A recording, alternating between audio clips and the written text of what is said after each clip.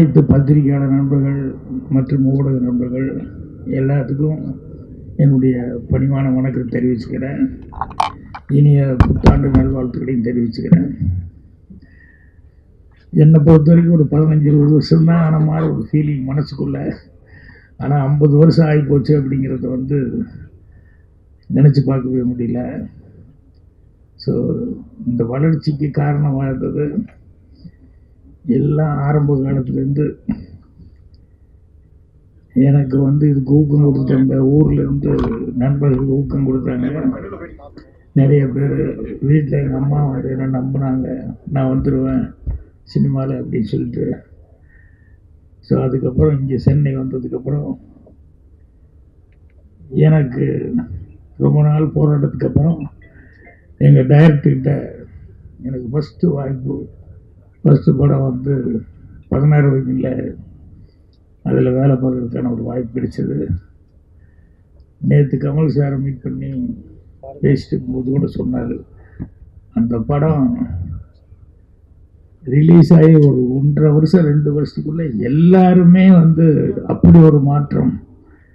அதில் வேலை பார்த்தவங்க அத்தனை பேருமே அந்த மாதிரி ஒரு பெரிய ஒரு சூழலுக்கு வந்தாங்க. இது வேறு எந்த படத்தில் அப்படி அத்தனை பேர்த்துக்கு அப்படி ஒரு வாய்ப்பு, அப்படி ஒரு உயர்வு கிடைச்சிருக்குன்னு சொல்ல முடியல அப்படின்னு சொல்லிட்டு இருந்தார்.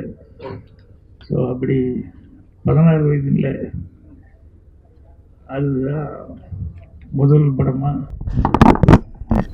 டைட்டில் வந்தது.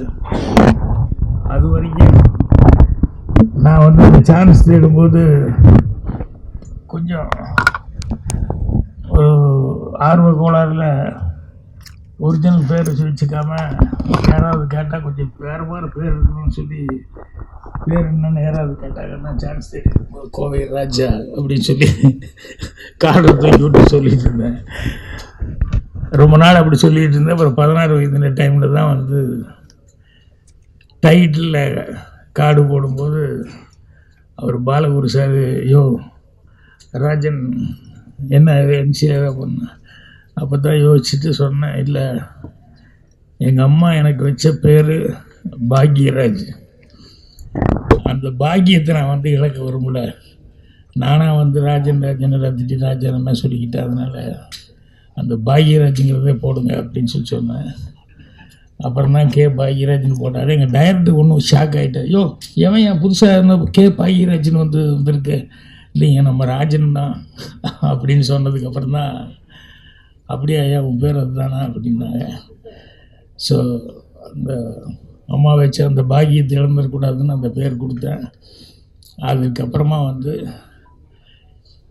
அந்த பேர் இன்றைக்கி வரைக்கும் எனக்கு மரியாதை உங்களால் பத்திரிக்கை நண்பர்கள் நீங்கள் எல்லோரும் நான் அசிஸ்டன்ட் டைரக்டராக இருக்கும்போது என்ன அடையாளம் தெரிஞ்சுக்கிட்டு அப்போவே என்னை எல்லாருமே நிறையா என்னை பற்றி சின்ன சின்ன செய்திகள் அது இதெல்லாம் போட்டு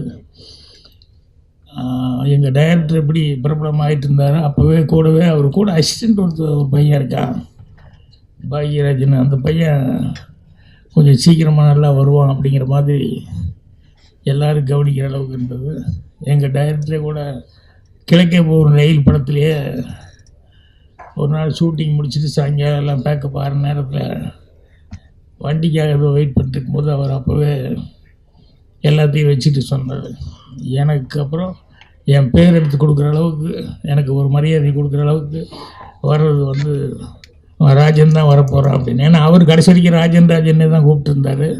இப்பவும் டக்குன்னு பாக்யராஜுங்கிறது எங்கேயா ஃபங்க்ஷன் வந்தால் தான் வரும். அப்படி அவர் ரயிலில் போய் சொன்னார்.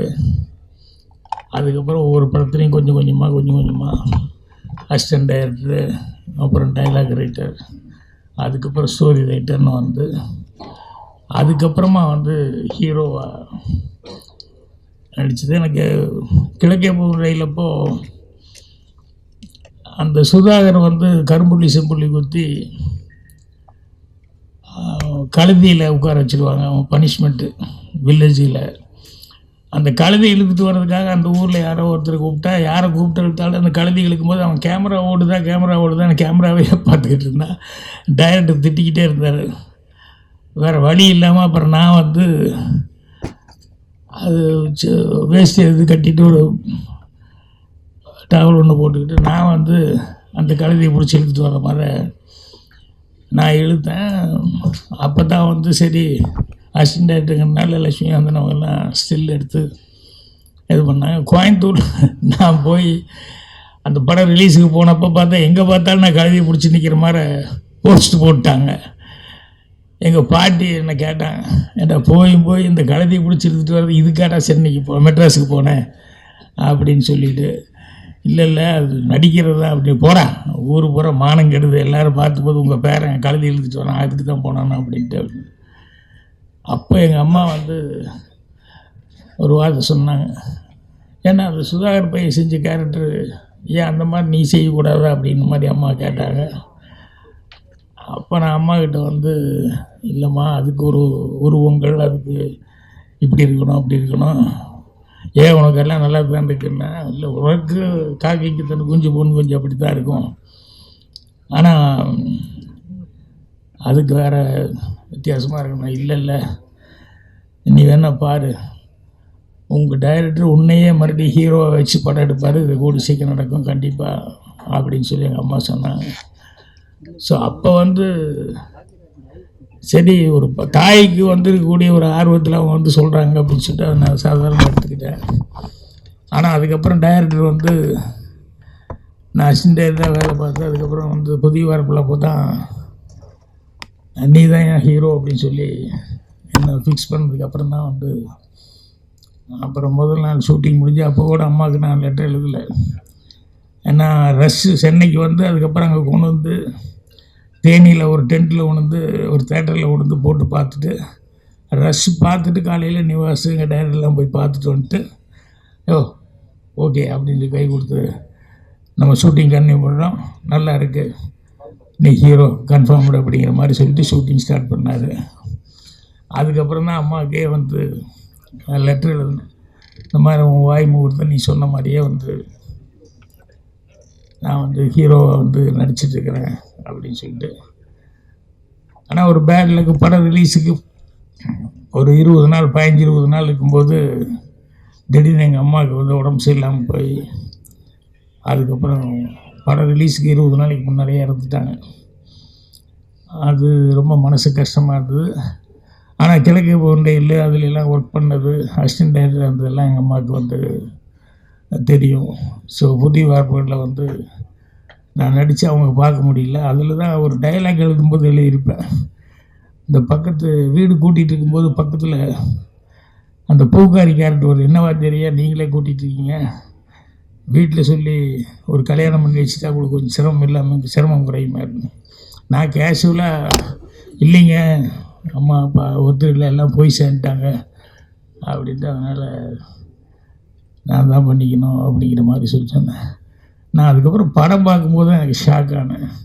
ஏன்னா அம்மா இருக்கும்போதே அப்படி ஒரு டைலாக் எழுதிட்டேன், யாரும் இல்லை போய் சேர்ந்துட்டாங்க அப்படின்ட்டு. அப்போ சினிமாவில் சொல்லுவாங்க இல்லையா, ஆரம்பாடுற மாதிரி எதுவும் வார்த்தைகள் வரக்கூடாது அது இதுன்னு சொல்லிட்டு.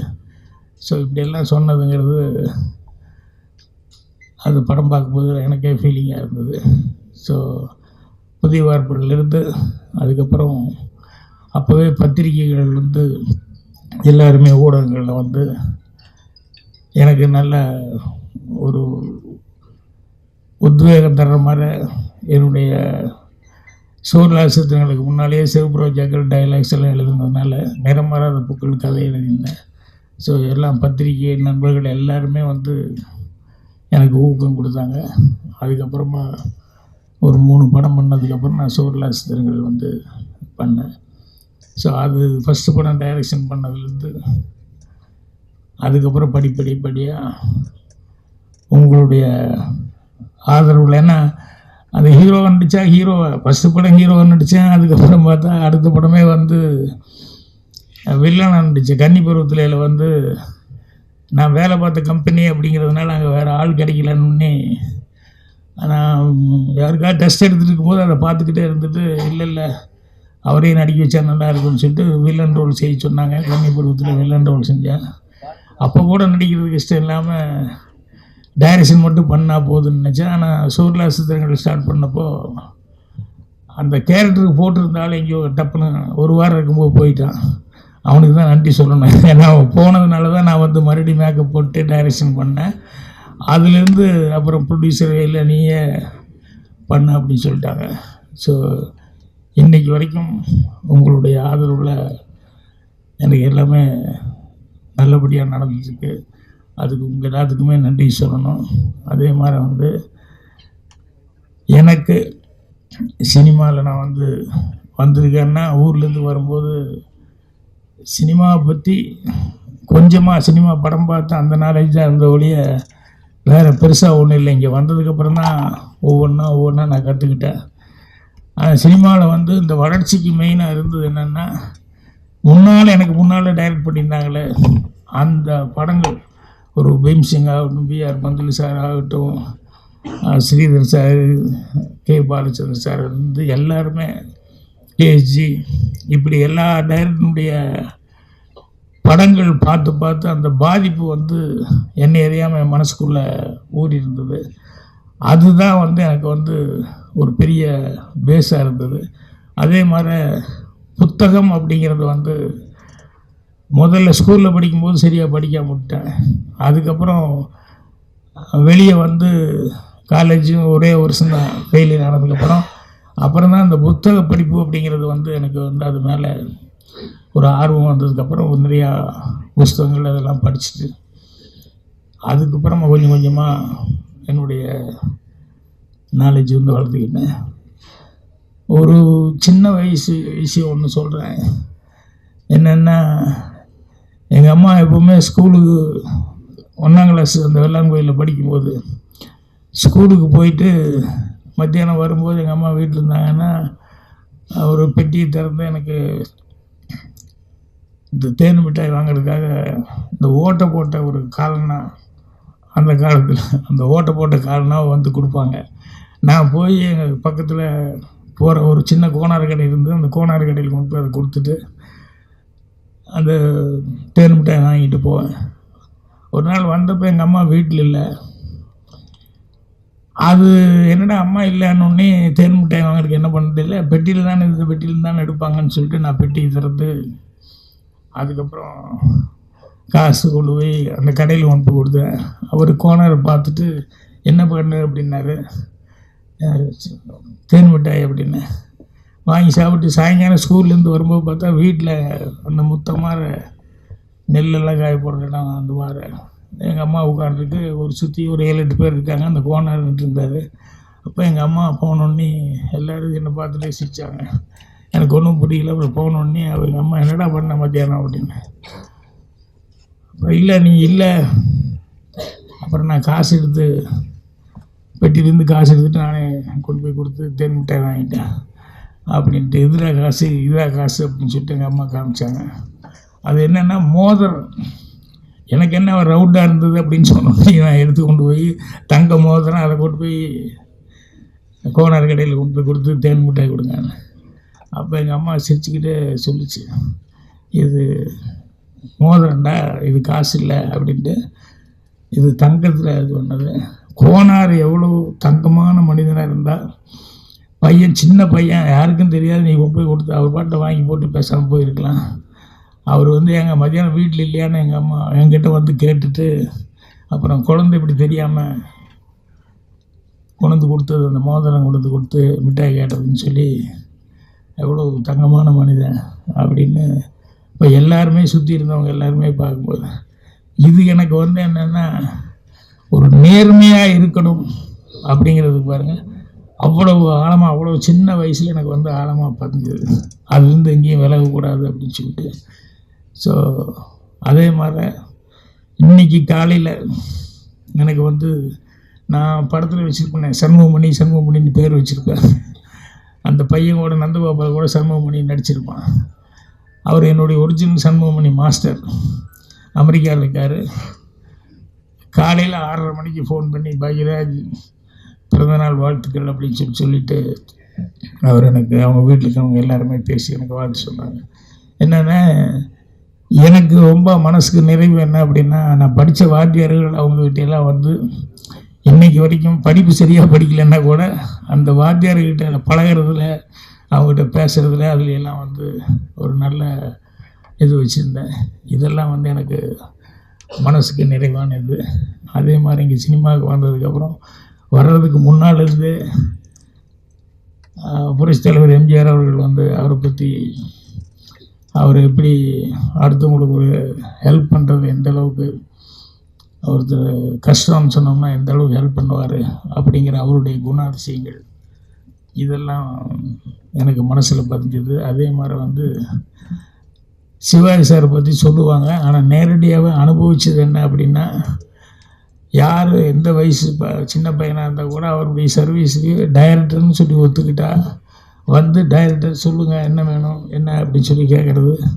அது மட்டும் இல்லை, 7 மணின்னா ஒரு 6:55க்கே ஷூட்டிங் வர்றது.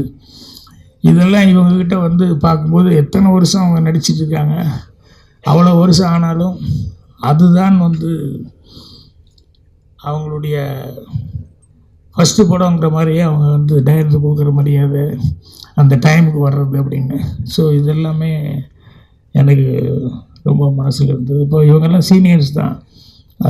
அதே மாதிரி கமல், ரஜினி இவங்கெல்லாம் வந்து அந்த படத்தில் ஆக்ட் பண்ணும்போது கமல் அவர்களுடைய பர்ஃபார்மன்ஸு சின்ன வயசுலேருந்து, அதாவது அங்கே ஊரில் இருக்கும்போதே அவளோட தொடர்கதை அந்த படங்கள்லேருந்தெல்லாம் பார்த்துட்டு அதில் ரொம்ப ஒரு அட்ராக்ட் ஆனேன்.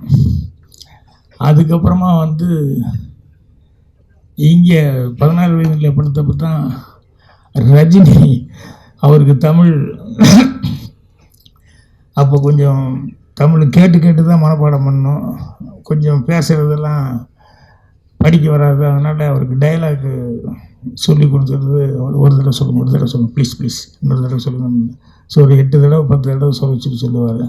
நான் 8 தடவை 10 தடவை சொன்னதுக்கப்புறம் அவர் ஒரு 15 தடவை ஷார்ட்டு கோவம் போடுற வரைக்கும் அந்த மரத்துக்கடியில் அங்கே இங்கே எல்லாம் சொல்லி பார்த்துட்டார். அதுக்கப்புறமா அன்புள்ள ரஜினிகாந்த் படத்தப்போ பார்த்தாலும் அதே ரஜினிகாந்த் அவர்கள் நான் சிவப்பணிதில் பார்க்கும்போது அதே மாதிரி தான். அந்த முதல் படத்துக்கு என்ன எவ்வளோ அக்கறை எடுத்துக்கிட்டு எவ்வளோ சிரத்தையோடு வந்து வேலை பார்த்தாரோ அதே அளவுக்கு வந்து கடைசி வரைக்கும் இன்றைக்கி பண்ணுற படங்கள் வரைக்கும் அவர் வந்து இது பண்ணிட்டுருக்காரு. இப்படி எனக்கு முன்னால் சினிமாவில் இருந்தவங்க எல்லாருமே வந்து எனக்கு ஒரு நல்ல வழிகாட்டிகளாக இருந்தாங்க. அதை வச்சுக்கிட்டு தான் நான் வந்து என்னுடைய ஓய்வுக்கு அதெல்லாம் காரணமாக இருந்தது. மெயினாக பத்திரிகை நண்பர்கள் படம் போட்டு ப்ரிவியூ, நான் ப்ரிவியூவில் கூட யாருக்கிட்டையும் ஒன்றும் முடிஞ்சதுக்கப்புறம் அப்போல்லாம் ஒரு இது மாதிரி வைப்பாங்க, சும்மா கெட்டு குதர் மாதிரி.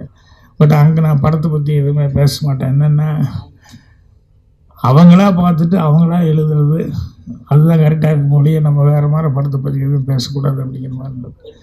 அதே மாதிரி வந்து படத்தை பார்த்துக்கிட்டு கரெக்டான ஒரு விமர்சனங்களை வந்து என்னுடைய ஒவ்வொரு படத்துக்கும் அது கிடச்சிக்கிட்டே இருந்தது. அது வந்து ஜனங்கள்கிட்டையும் நான் போய் சேர்றதுக்கு நல்லா ரீச் கொடுக்குறது காரணமாக இருந்தது. அதே மாதிரி எல்லா பத்திரிகை நண்பர்கள்கிட்டையும் எனக்கு ஒரு நல்ல ஒரு நட்பும் தொடர்ந்தது. ஸோ இன்றைக்கி 50 வருஷம் ஆகிப்போச்சு அப்படிங்கிறது வந்து எனக்கு நினச்சி பார்த்தா மலை பார்த்தா இருக்குது, 50 வருஷமா அப்படின்னு சொல்லிட்டு. ஸோ இன்னும் நடிகர் வந்து பண்ணிகிட்ருக்கிறேன். அதோட இப்போ அடுத்தது வந்து இந்த வருஷத்தில் வந்து வெப் சீரிஸும் படமும் டைரக்ட் பண்ணுறதுக்கான ஒரு பேச்சுவார்த்தை நடந்துட்டுருக்கு. ஸோ கண்டிப்பாக இந்த வருஷத்துலேருந்து மீண்டும் வந்து ஒரு புது உத்வேகத்தோட படங்கள் செய்யலாம் அப்படிங்கிற ஒரு இதில் இருக்கிறேன். ஸோ எல்லாத்துக்கும் காரணமானவங்க எங்கள் டைரக்டர்லேருந்து முன்னால் டைரக்ட் பண்ணவங்க அவங்க. அப்புறம் வந்ததுக்கப்புறம் சினிமாவில் தான் நாங்கள் வர்றதுக்கு சான்ஸ் கிடச்சி படம்லாம் டைரக்ட் பண்ணுறதுக்கு எல்லாம் காரணமாக இருந்தது அப்படிங்கிறது வந்து பத்திரிக்கை நண்பர்களான நீங்கள். ஸோ உங்களுடைய இது எங்கள் டைரக்டருக்கு எப்படி ஃபஸ்ட்டு படத்தில் 16 வயதில் கொடுக்கும்போது எல்லாத்தினுடைய விமர்சனங்கள் எந்த அளவுக்கு இருந்தது அப்படின்னு சொல்லிட்டு. ஏன்னா அப்போல்லாம் வந்து இந்த விமர்சனம் வந்து ஜனங்க நிறைய வந்து விமர்சனம் பார்த்துக்கிட்டு தான் படம் பார்க்கணுங்கிற மாதிரி நிறையா எதில் என்ன விமர்சனம் வருது அப்படின்னு சொல்லிட்டு அப்படி இது பண்ணிட்டுருப்பாங்க. ஸோ அதனால் உங்களுடைய பணி அப்படிங்கிறது வந்து ரொம்ப ஒரு சிறப்பான பணி. அதனால் உங்கள் எல்லாத்துக்குமே இன்றைக்கி என்னுடைய மனமார்ந்த நன்றியை தெரிவிச்சுக்கிறேன். இந்த வருஷத்துலேருந்து நீங்கள் நான் சொன்ன மாதிரி டைரக்ஷன் அப்படின்னு சொல்லிட்டு மீண்டும் வந்து ஸ்டார்ட் பண்ணலான் இருக்கேன். ஸோ இவ்வளோ நாள் இவ்வளோ தூரம் பண்ணதுக்கு என்னுடைய மனமார்ந்த நன்றியை நான் தெரிவிச்சுக்கிறேன். இங்கே வந்ததுக்கு எல்லாருக்கும் ரொம்ப ரொம்ப நன்றி. அப்பா வாழ்த்து வந்ததுக்கு ரொம்ப நன்றி. தேங்க்யூ.